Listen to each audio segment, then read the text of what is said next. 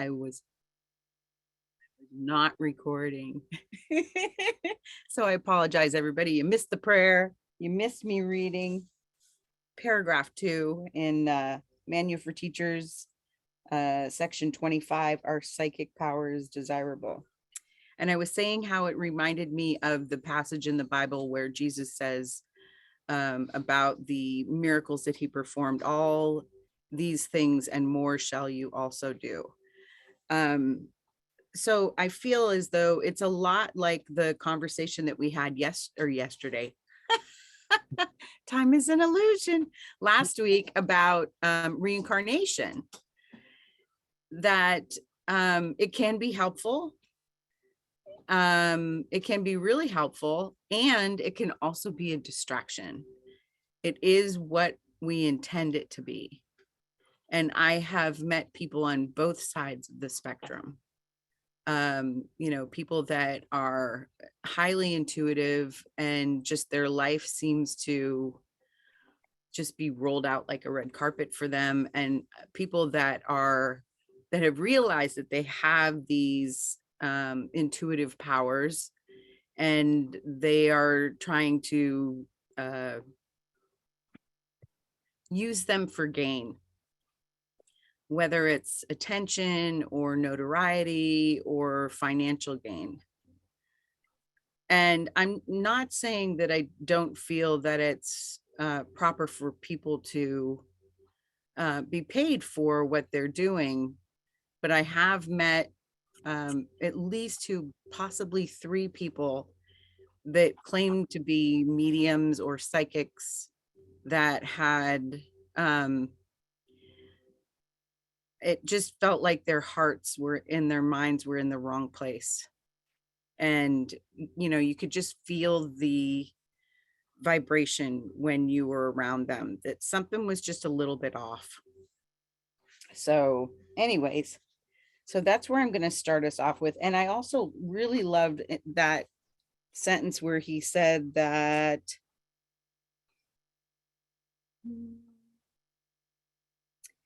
the limits that we place are placed out of fear, because I've been working a lot with fear. It's one of those things that I feel can hold a lot of us back. And but I'm also coming to realize that I'm really not interested in like waging war against fear, like we would against cancer, or a country that doesn't see things the way we see things, or even another person that has different views than us. I'm really interested in integrating all of the parts of me. And so I've been working on this for the last couple of weeks, and I found this quote from Elizabeth Gilbert that I felt was super helpful. So I'm going to read that too, even though it's not in A Course in Miracles. Fear, I recognize and respect that you are a part of this family, and so I will never exclude you from our activities, but still your suggestions will never be followed. You're allowed to have a seat and you're allowed to have a voice, but you are not allowed to have a vote. You're not allowed to touch the roadmaps. You're not allowed to suggest detours. You're not allowed to fiddle with the temperature. Dude, you're not even allowed to touch the radio. But above all else, my dear and old familiar friend, you are absolutely forbidden to drive. And I thought, that is such a great way. For me, it just felt like, oh, yeah, I can acknowledge that there is fear there, but it doesn't have to have power over me. And if I read something like that, and if I think about it in that way, it just brings a levity to it, so that it doesn't feel like fear has power over me. It doesn't feel so serious and so weighted. So anyways, that's where I'm starting us off. Who else would like to share? what they got from the reading or from this week. And yes, Linda, I will post that.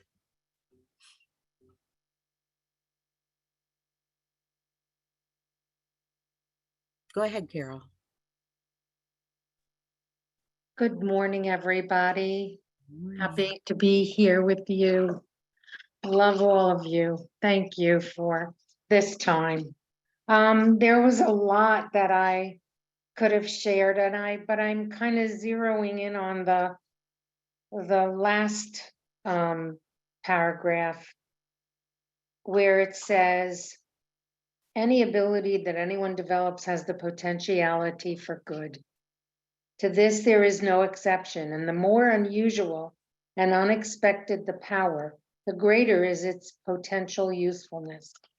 Salvation has need of all abilities, for what the world would destroy, the Holy Spirit would restore. Psychic abilities have been used to call upon the devil, which merely means to strengthen the ego. I put a big star there. Yet there is also a great channel of hope and healing in the Holy Spirit's service. Those who have developed psychic powers have simply let some of the limitations they laid upon their minds be lifted. It can be, but further limitations they lay upon themselves if they utilize their increased freedom for greater imprisonment. The Holy Spirit needs these gifts, and those who offer them to Him and Him alone go with Christ's gratitude upon their hearts and His holy sight, not far behind. And then right underneath it, in big letters, I wrote intention. Isn't that what this whole section is about, really? It's what is the intention of our heart? For a while, I always felt that I really never had a lot of extraordinary gifts, okay, as a follower of Christ. But over, I don't know, a few months ago, even maybe last year, there for a while, I started having pre-knowledge, like things would happen. Oh, I don't know what happens with that. That goes crazy. Then it stops. Yeah, don't worry, it'll stop. Yeah, anyway, like I just would have like knowledge that something was going to be, and it was never scary or bad, but like that my son would come over and I would know it. Then when he came, I thought, I knew that. I sensed that, but it did not last. And actually, I'm very grateful that it didn't last, because I don't know if I want to live that way, frankly. Do you know what I'm saying? I blessed it at the time and enjoyed it at the time, but it's totally okay that I don't have that or haven't had it for a long time. And I may not have that again, or whatever those gifts may be. To me, this whole section just boiled down to, what is the intent of our heart? Whatever it is we are experiencing, if it's not for love, if it is not to expand our hearts, our understanding, our ability to love, then I'm okay not to have it. And so that was basically my take on this. And it was fine and very understandable to me. So thanks for letting me share. Yeah, thank you, Carol. Yep, it's all about intention. Amira. Thank you, Linda. Let me lower my hand. Is it okay if I don't speak on this topic and just share? Yeah, absolutely. Thank you. Yeah, I read the section, and what I got out of this section was everything that every ability can be used for good or not, but I want to speak because I just need your prayers and your help. I'm lost again. I had surgery, I had shoulder surgery, and I'm just not able to do much, and not too much pain. I have pain. It was, I haven't been taking any of the gnarly medications that they prescribe just because addiction runs in my family, and I just wouldn't, I'm just like taking extra strength Tylenol, and I've been managing, but it's brought up like so much feelings of like loneliness, and and I think about Deborah who had a stroke, and all the people that so easily I give like suggestions to when I'm healthy, and I see like how the body can totally make me believe that this world is much more real than the world we're reading about. And I feel lost again. I haven't been doing the lessons. I mean, I know I've been under the knife and, just resting, but I've just sort of have turned away from doing any sort of work. And my question is, why does it so easily like go back to like, if one is not vigilant and diligent, like I've been, constantly reading and doing lessons or doing other spiritual work, and of course that's effective, but like why does it have to go right back to as if I never had knowledge of this stuff, and I feel so alone and bereft, and of course the things that I thought, I mean, I know it's not fully healed yet because my heart's still healing, but like all that old stuff about my ex and everything has come up too, and it just would really could use some suggestion as what to do. Thank you. Oh, honey, I'm so sorry that you're going through this. Absolutely. Thank you. Yeah. Mary Lee, were you going to address Mara? Well, I was going to add a couple things because I believe that I have gone through similar, what one might call setbacks. And if for your shoulder surgery, if you had most likely medications and general anesthesia and things like that, I have felt similar setbacks in progress, or it's true that, and I'm not as brave as you. I for sure take pain pills after I've had major surgery, so that also adds to the general anesthesia and or whatever else has been suggested. And a couple things come to mind that, yes, we are so very fragile. It's like we're one little bit close to having a stroke or having a diagnosis of cancer, or tomorrow a loved one's going to die. And there's those constant things in the world that we live in that feel us set back. I feel like I have been where you may feel you are, and maybe most of us have. And one of the things I think is, if we can be a little patient with ourselves, a little patient, a little bit like, okay, well, I'm still going to go ahead and read what I need for my nourishment.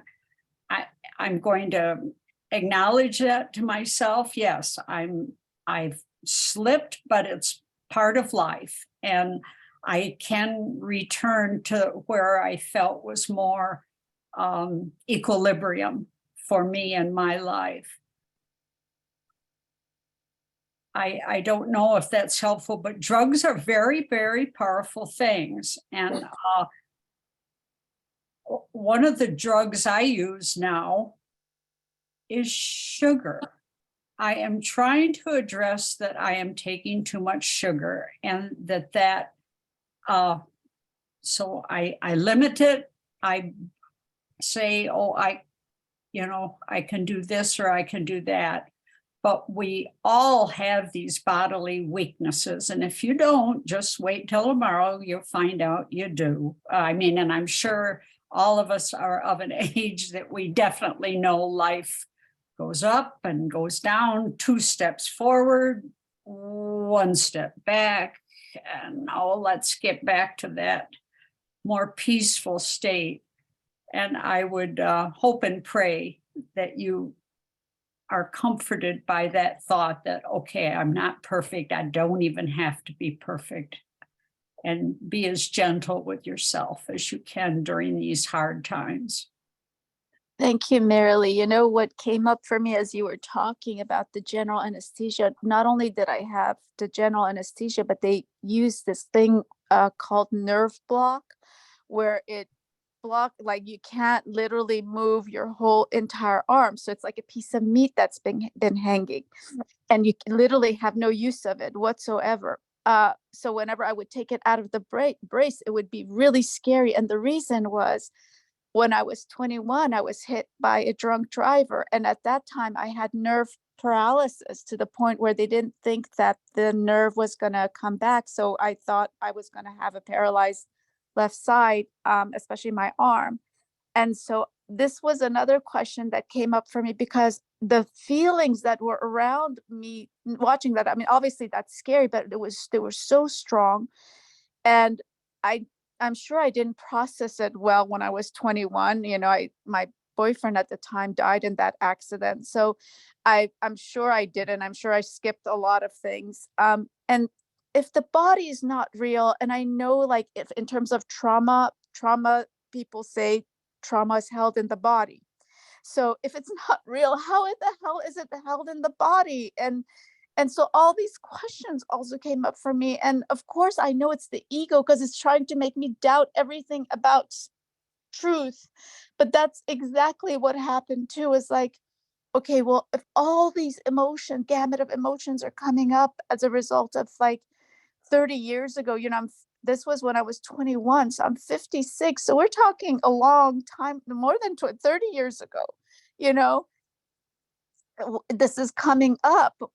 You know, if it's not real, where is it being held? And is it okay if it's held in mind? And then I don't know, just a lot of like ego stuff I think has come in to really, really confuse me too, to doubt everything that I've been doing.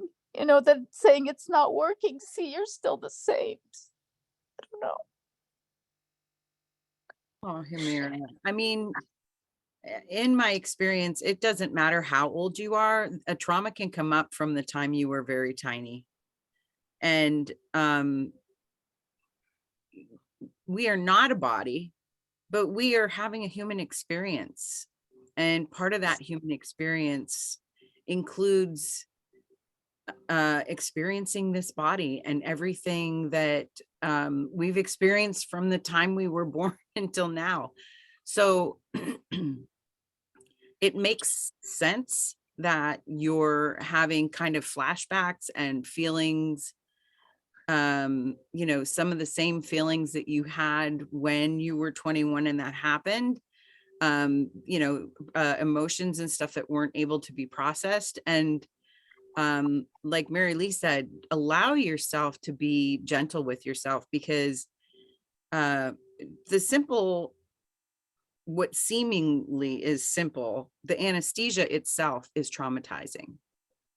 The way that they Yeah. handle your body when you're in surgery is traumatizing, because they figure you can't feel anything, so they can do whatever they want to with your arm and probably put into positions that's not supposed to be in for very long. And so it may feel like you're taking a step back, but give yourself a break. And as far as the daily lessons are concerned, pick them up as if you never left, because like I experienced that one year I was going to try and make up or just keep going with where I was. Every time I picked up my book to look at the lesson of the day that I was on versus the lesson of the day that, you know, I felt like everybody else in the world was on, because they'd been doing them every day since the beginning of the year. Every time I picked up that book, it was like a reminder of I'm bad, I'm wrong, I didn't do something right. So Right. pick up your lesson exactly where it is. Today we're on 80. Just Okay. pick it up today. And tomorrow is a review. So you will get all of the lessons that you missed. Okay. That's helpful. Thank you so much. You're welcome. Gwen. Go ahead. I don't know that there's anything I'm going to be saying that's different than both Linda, what you and Mary Lee both said, because what I was thinking was, just be gentle with yourself. And I was feeling like so many of us all go through different things. That may not be a surgery, it may be a loss, a death, or just some kind of situation or experience that's very, very difficult for us.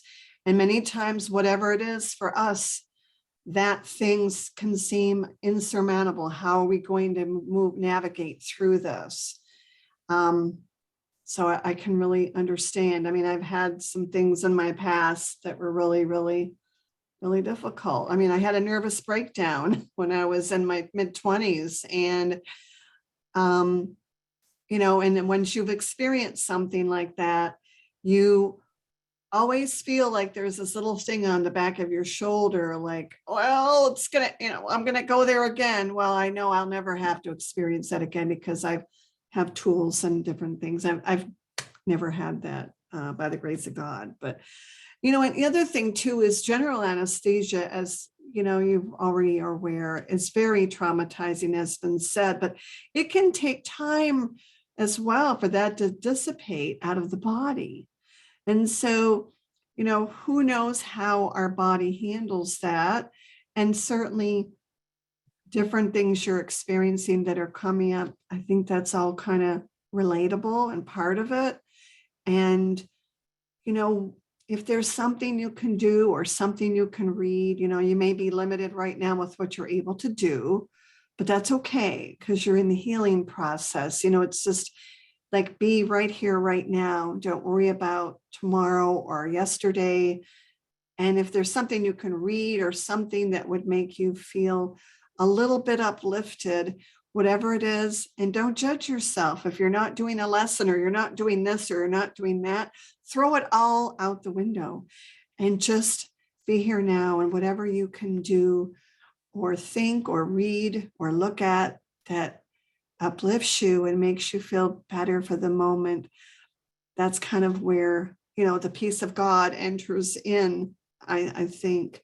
So that may not be a lot, but just what I wanted to offer. I also wanted to say, as far as the reading, I love this. I thought it was really great. And I loved how the word devil is used for the ego, because I felt like that is so on point. I don't believe there's a personification of a person of a devil, but I feel like that's great. I thought that was really terrific. And I also, in paragraph 2, when it talked about the limits the world places on communication are the chief barriers to direct experience of the Holy Spirit. How many times are words insufficient, or they get in the way, or we can't convey with words how we're feeling? I thought that was really, really terrific. So thanks. Thank you, Gwen.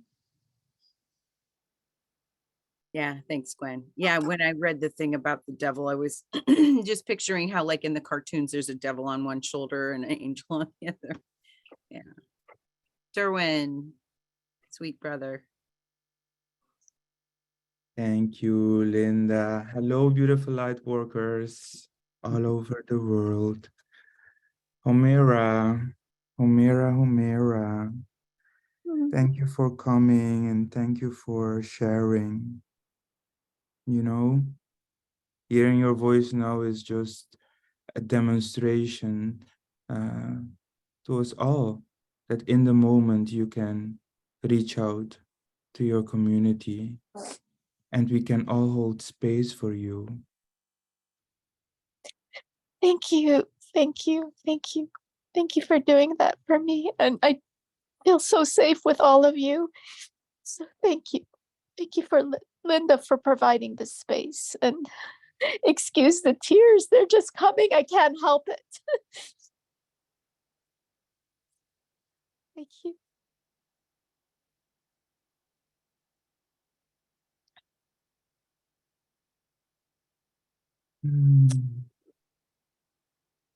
Tears are released, release and cleans.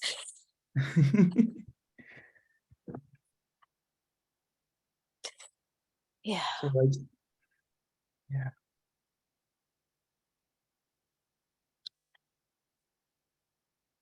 Thank you for all the love, everybody. Yeah, I just want to end by saying that Homera is really for me embodying this chapter today, showing the power, the power you have in you to allow the bodily pains or the egoic thoughts to take over, or we just rise above it and we take it without shame, we share it, and we let it release and cleanse. So thank you, Homera. Thank I you. love you, Derwin.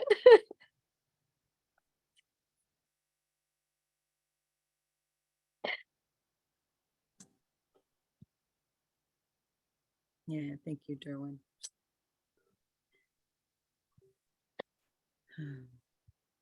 Nancy Gal. Hi, can you hear me? Yes. Okay.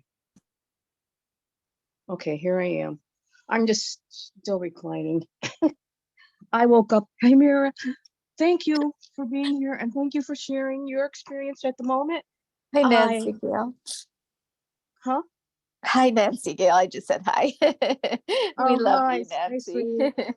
Hi, sweetie. I woke up this morning and I'm screaming, fit and mad. Amy's coming out. My hair's, like it's taken 2 weeks. I'm on the first cycle. Well, this is the third week. I have my infusion on Monday, 2 weeks ago. And then I have 3 weeks free, and then next Monday I'll have the second one. So this is the third week, right? And my hair's falling out in clumps after it got totally thick. And Amy's coming over here today. She said, "Mom, I'm bringing my clippers over." No, don't. This is me. This is the me. It's like, no, this is the angry me, like the screaming, yelling at the Holy Spirit and say, "What? You blah blah blah blah." It's at the ego and everything. It's like, wait a minute, this world, that says in the course. So you can see where I'm coming from, and blabbering, screaming, yelling, fitting, fighting. I'm resisting this cancer crap because my hair, I'd rather have my hair, and she's going to clip my hair off. I said, "No, Amy, no, you're not." It's like, I said, "But I can't take a shower because all my hair is going to fall out and clog up the whole thing, right?" So anyways, it's like, okay, the course says nothing real can be threatened. Okay, and nothing unreal exists. Okay, so we know that the body is part of the unreal. So how do I navigate this world? How do I be in this unreal world? And it's like, so it's like I was screaming and yelling, and it's like I wasn't going to come to study group because it's like I didn't want everybody to know how I am. But thanks, Homera, for leading the way. So I said, okay, fine. They say, and all this stuff, crap, it's coming up for me from when I was a kid too. And it was like, and then my whole marriage, and it's like I'm saying that was a whole sham, blah, blah, blah, blah, blah. And I've never really expressed all those feelings. It's like I kept them all in. So I guess now is the time to get rid of the freaking stuff. Anyways, somebody jump in here and just stop me. Thank you, Nancy Gal.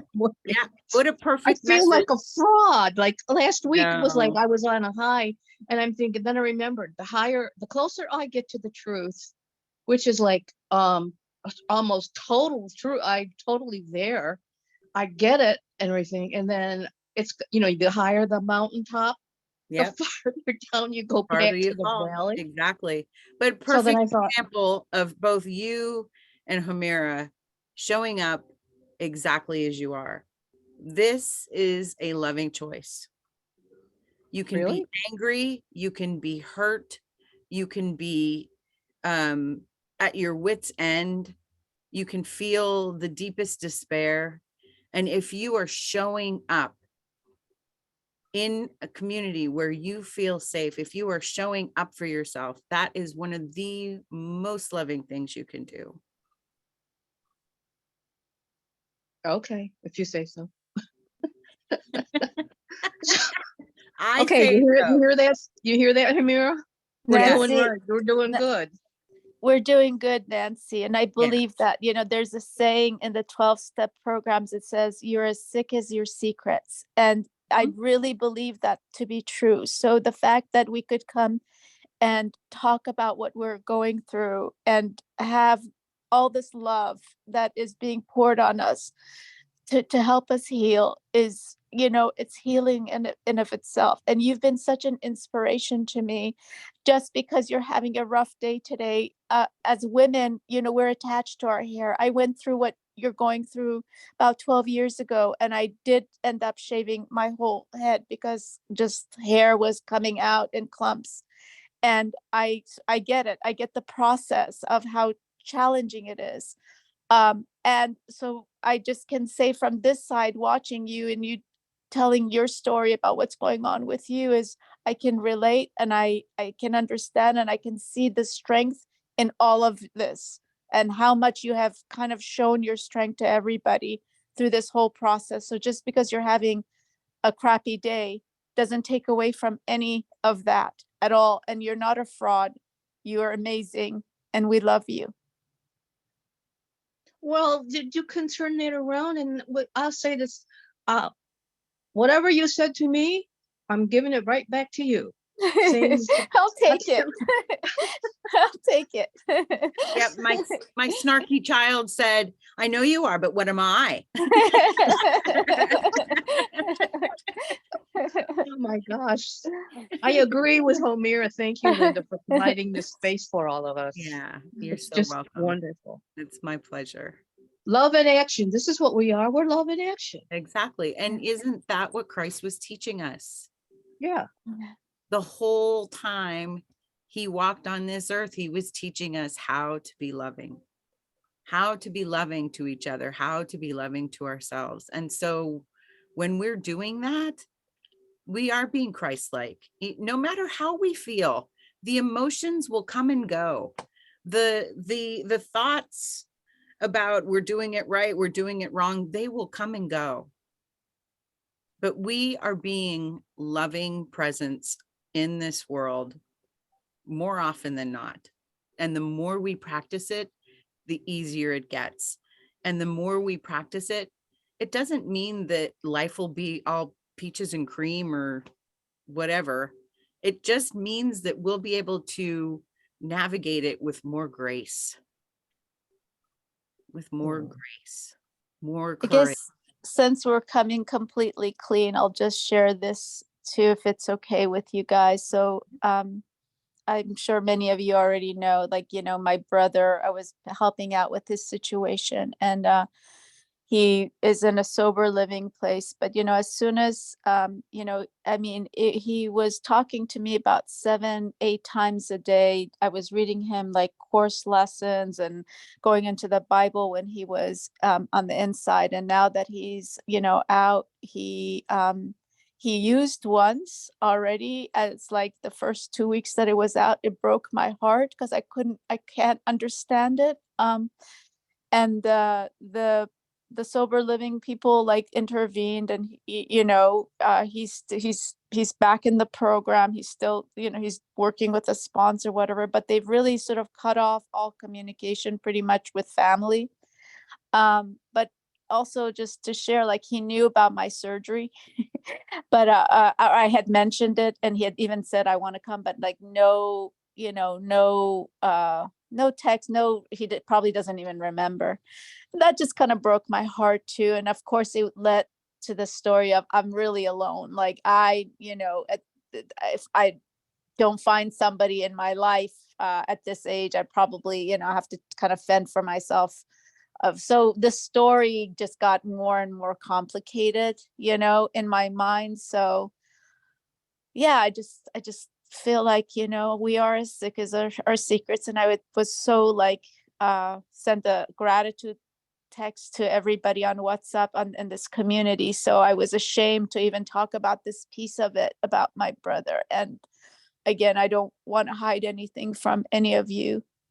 Just want to just show up in truth, you know, and that's where I am. So a lot of stories going on in my head, but I'm willing to change the narrative and trust that, you know, everything is happening for a higher good, even though it feels like crap right now. Yeah. Absolutely. Absolutely. And Oh, you one of know the, what? A story is my experience. That's what a story is. or your That doesn't interpretation, mean that, huh? your Yeah, it's just, interpretation. that's correct. That's what I wanted to say. So, which is I may be interpreting whatever the experience is a certain way, but that might be incorrect. Correct. So a story is not necessarily truth. It's just, yes. Do you get that, Homira? Yes. Because yeah, my story, which I've been telling since, you know, since I was a kid, was my experience, which is an interpretation of what's going on. Mhm. Okay, I'm done. Yeah. Thanks. And Yeah, just figured that out.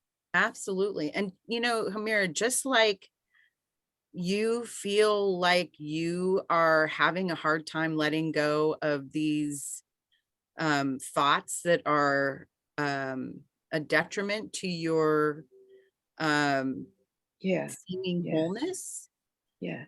the idea that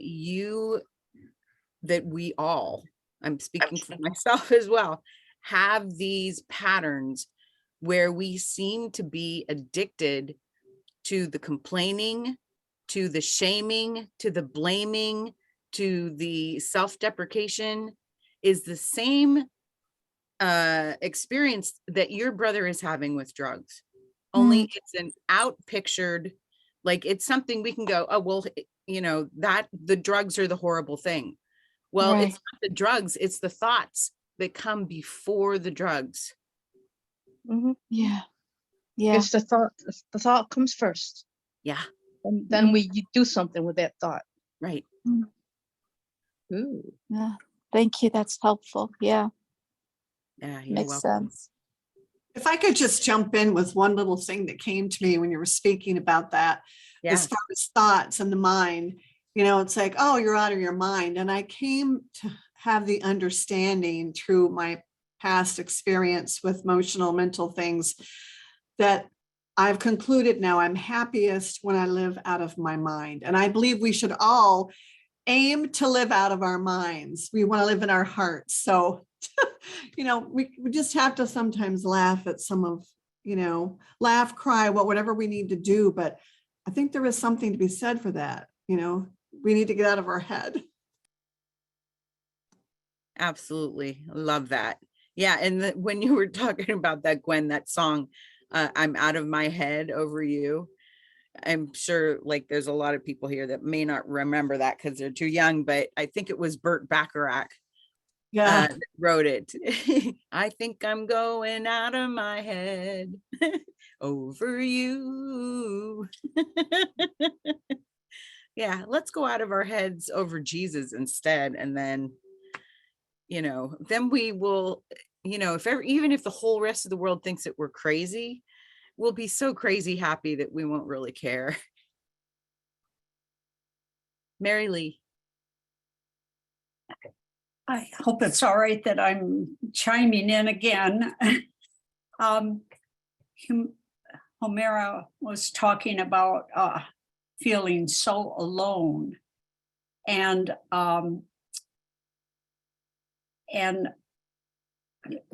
it does seem like in life And after,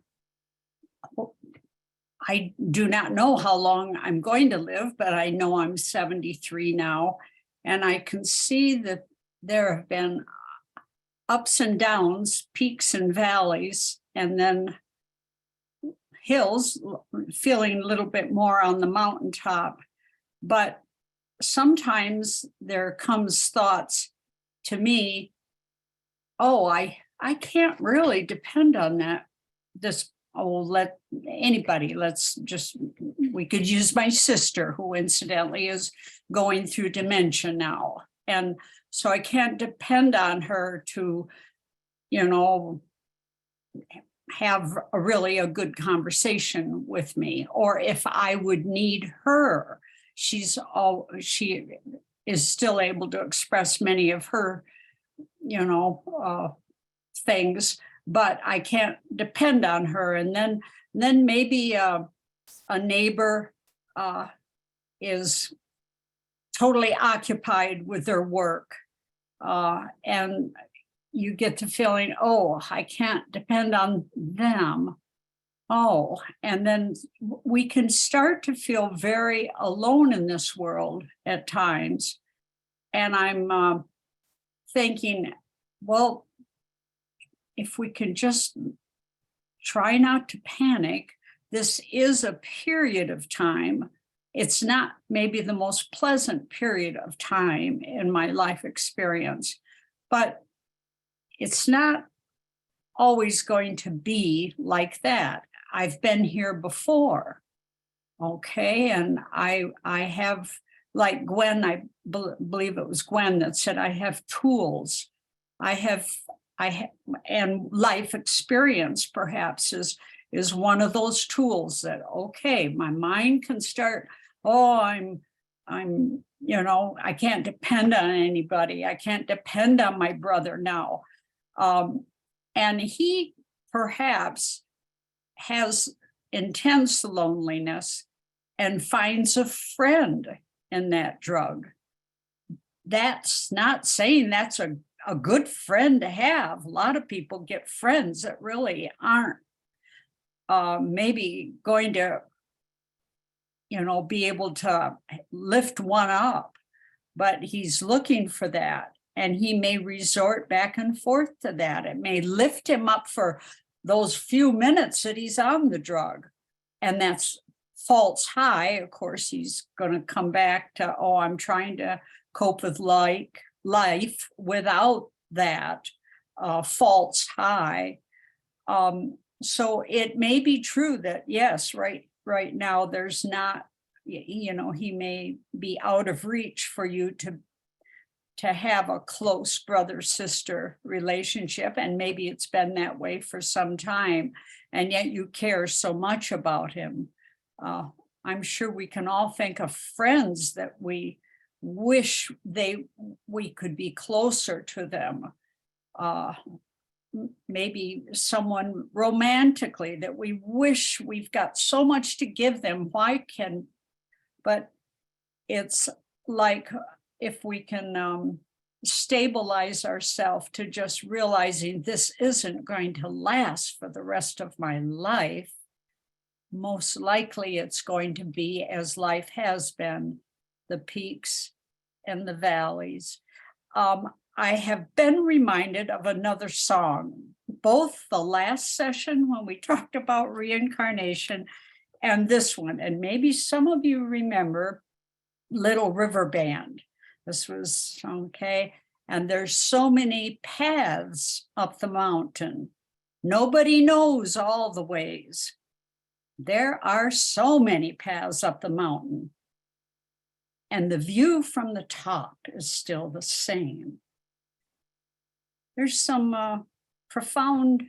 Oh, that's beautiful, Marilee. Beautiful. Thank you. I'm glad I shared that.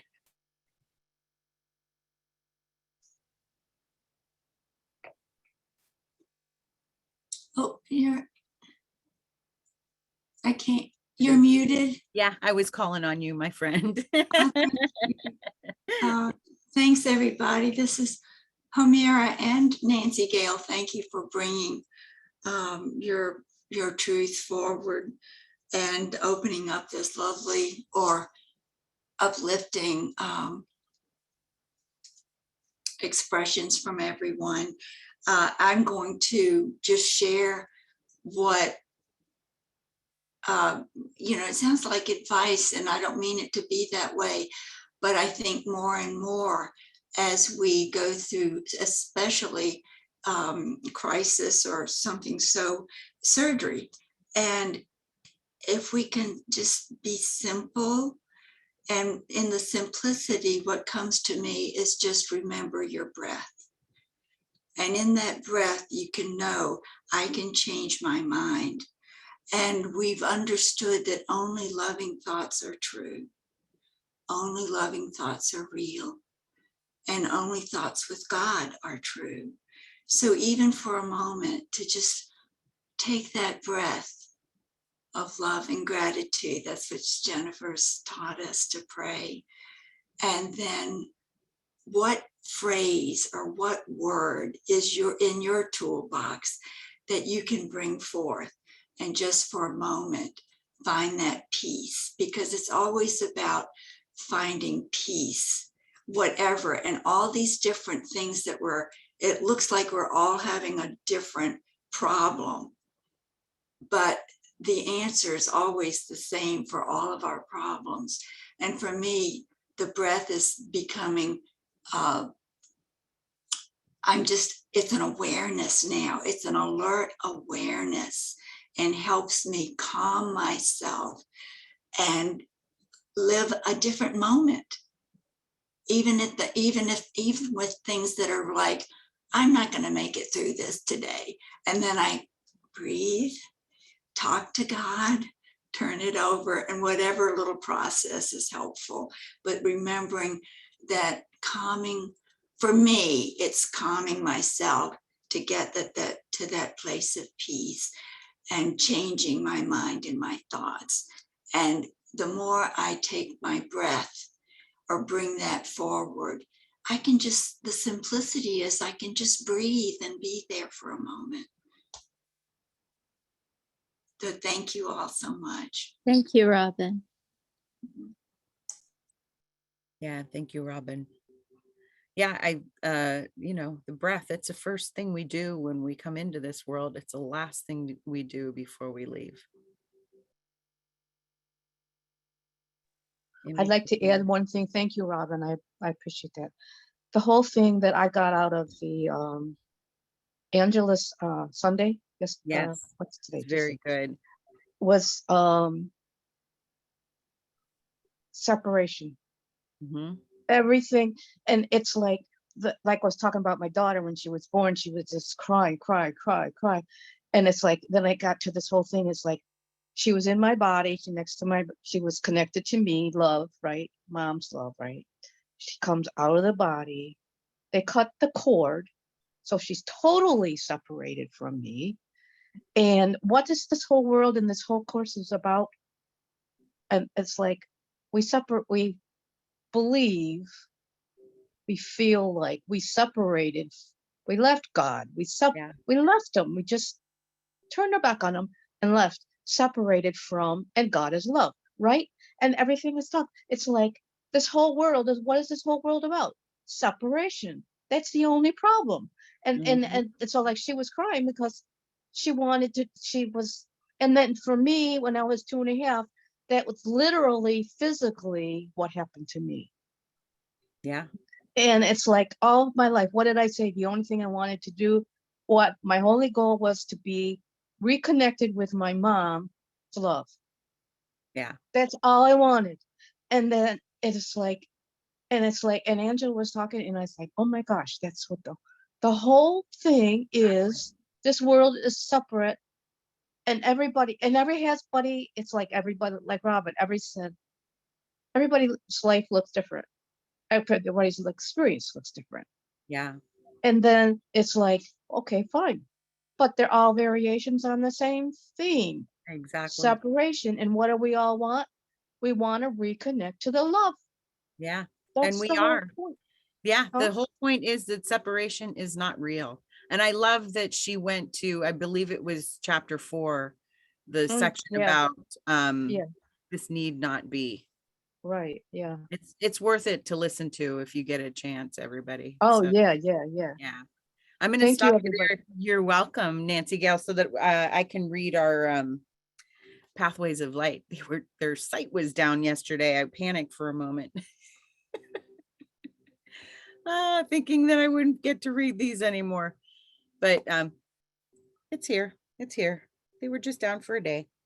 So are the Pathways to Light, Pathways of Light, sorry.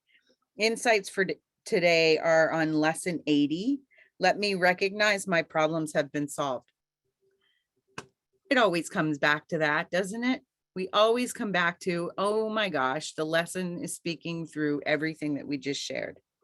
If only love is real, then there can be no real problems. Separation is the only problem, and separation in reality has never occurred. So the problem of separation has been solved. All are still within the mind of God. As I remember this, I return to peace, remembering that the only problem has been solved. This lesson reminds me of another place in the course which asks me to rise above the battlefield to see the love that is always there. When I am willing to open God's love and really receive it, I come to the awareness that God is all that is important. Love is all that is real. In this place of remembering love, I realize that the conflicts that constantly arise within the stories of separation are just a series of attempts to make the false ideas of separation real. I do not have to fight what I recognize is a hallucination. I do not have to fight the ego. I do not need to make the ego real. In fact, letting go of making the ego real is what helps me realize that the one problem has been solved. Yep, we're out of our heads. Love is eternal. Love is changeless. Love cannot be threatened. What is not love does not exist. Realizing this, I return to peace. Peace is constant. It is only when I try to make what is not real my reality that the appearance of problems could arise. Thank God this could never happen in truth. Thank God that only love is real. My only problem has been solved. This lesson makes it clear how simple salvation truly is. There is only one problem, and that problem has already been solved. In our experience in the world, simple and easy do not necessarily equate. The difficulty in accepting the solution is not because the problem is complex. The difficulty comes from lack of willingness. It comes from a deeply held desire to have specialness, which was the cause of the belief in separation in the first place. In order to fully accept that separation is the only problem and accept its solution, I must be willing to relinquish specialness. This is what forgiveness is for. Every judgment is an attempt to maintain specialness. It is an attempt to distinguish and therefore separate me from what I judge. By making it appear that there are myriad differences, I hold the illusion of specialness in place. Consequently, I cannot see the underlying common thread that makes all the problems the same. This is exactly what the ego wants, because as long as I see problems as different, I will look for solutions where no solution can be found.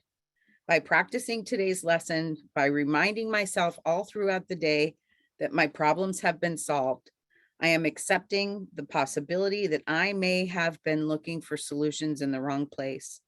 If my problems have been solved, but I don't perceive them as solved, I must not be looking where the solution is. As this idea becomes more prevalent in my mind, I become more and more open to be led to accepting the real solution. Whether I apply this idea to a special or specific perceived problem or repeat it as a general affirmation, I am accelerating my process of relinquishing my grip on belief in false reality. I am deeply grateful for the genius of the Holy Spirit, for the many tools offered in the course to help me question all that I thought was real, and opened my mind to new possibilities. Today, no matter what conflict I look upon, I would remember that all my problems, all conflict has been solved. God's love remains unchanged. And being extensions of God's love, all God's sons remain unchanged as God created them. Isn't this a perfect follow-up to the lessons we have been learning? I worked on yesterday's lesson as often as I could. I tried to see the real problem in every upset, every negative thought. Now that I have my mind around the idea that each one stemmed from the same mistaken idea that I am separate, I can consolidate by doing the same thing today, except I will recognize that not only are all problems the same, they have been solved. I like what we are doing with this set of lessons. I feel like a gardener who has spent the winter months clearing the land, preparing the soil, and planting the seeds. I am beginning to see the fruits of my labor, just as I am seeing the first blossoms of spring out my window. I am seeing blossoms within. Perfect for the first full day of spring. Thank you, everybody. Thank you so much, everybody. Yeah. Thank you, everyone. Thank you, everyone. I love you. Love you too. Everybody have a great You're day. wonderful. See you next Remember, week. we're never separate because we are in one mind, the mind of God. We're all there. So we're always connected in every Exactly. thought we have, so we can communicate that way. That's right. All week long. Love you. Right. Love you. Thank you.